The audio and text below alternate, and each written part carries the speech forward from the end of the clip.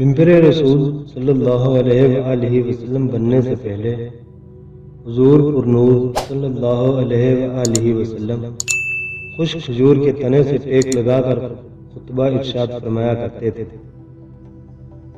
جب پختہ منبر رسول صلی اللہ علیہ وآلہ وسلم تیار ہو گیا اور آپ صلی اللہ علیہ وآلہ وسلم منبر پر تشریف فرما ہوئے تو خشک کھجور کے تنے سے یہ صدمہ جدائی برداشت نہ ہوا۔ اس نے اس طرح رونا شروع کیا جس طرح چھوٹا بچہ ماں کی جدائی سے روتے ہوئے سسکیاں لیتا ہے۔ مولانا رومی رحمۃ اللہ علیہ فرماتے ہیں، خشک کھجور کا تنا جس کا نام استون حنانہ تھا، رسول اللہ صلی اللہ علیہ وآلہ وسلم کی جدائی سے نالہ کر رہا تھا۔ مثل ارباب اقول کے یعنی کہ وہ کوئی انسان ہو۔ اس آواز گریہ سے اصحاب رسول صلی اللہ علیہ وآلہ وسلم تعجب میں پڑ گئے کہ یہ ستون اپنے پورے حجم و طول و عرض سے کس طرح رو رہا ہے۔ آپ صلی اللہ علیہ وآلہ وسلم نے دریافت کیا، اے ستون تجھے کیا ہوا ہے؟ اس نے عرض کیا، یا رسول اللہ صلی اللہ علیہ وآلہ وسلم، آپ صلی اللہ علیہ وآلہ وسلم کی جدائی کا صدمہ مجھ سے برداشت نہیں ہوا۔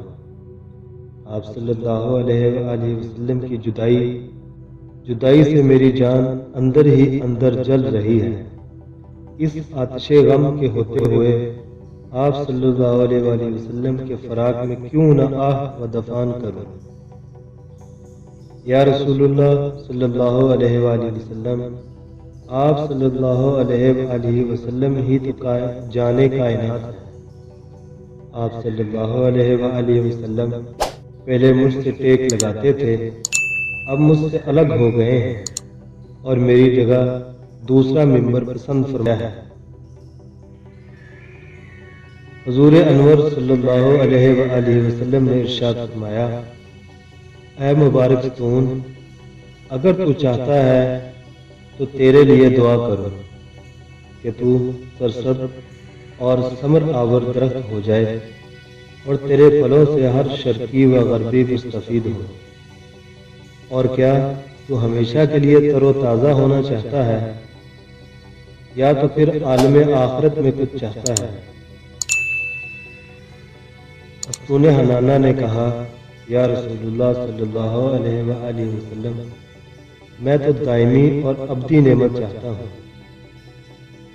مولانا روم رحمۃ اللہ علیہ فرماتے ہیں، اے غافل، تمہیں اس لکڑی سے سبق لینا چاہیے کہ تم انسان ہو کر دنیا فانی پر گرویدہ اور آخرت سے روح گرداں ہو رہے ہو، جبکہ استون حنانہ نعمت دائمی کو نعمت فانی پر ترجیح دے رہا۔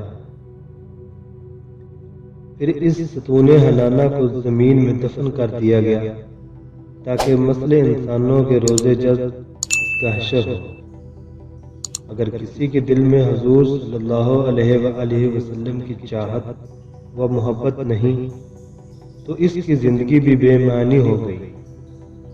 وہ بدنصیب عالم بزرخ اور آخرت میں بھی رحمت الہی سے محروم رہے گا۔